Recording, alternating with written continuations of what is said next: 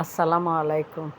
আমি আজকে দেখাবো লতি, কাঁঠালের বিচি, ইলিশ মাছ দিয়ে রান্না। লতি কুটে নিলাম, কাঁঠালের বিচি খোসা ছাড়িয়ে কুচি করে নিলাম।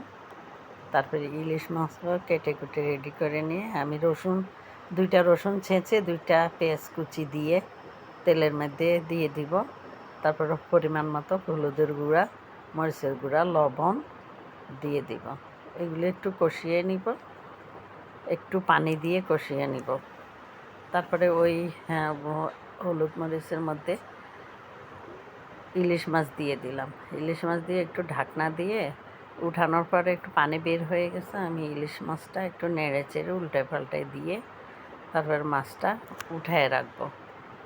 মাছ উঠানোর পরে ওই মশলার মধ্যে আমি লতি দিয়ে দিব। লতিটা একটু নেড়ে চেড়ে কাঁঠালে বিচি দিয়ে দিব।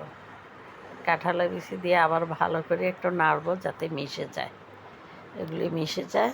তারপর একটু ফুটন্ত গরম পানি পরিমাণ মতো দিয়ে দিব। সব কিছু সিদ্ধ হতে হবে ওইভাবেই। তারপরে এগুলি বলক আসলে আমি মাছ দিয়ে দিব। মাছ দেওয়ার পরে দেখব বলকও আসছে ভালো করে এবং আমার সব কিছু সিদ্ধ হয়ে গেছে এবং রান্নাও হয়ে গেছে।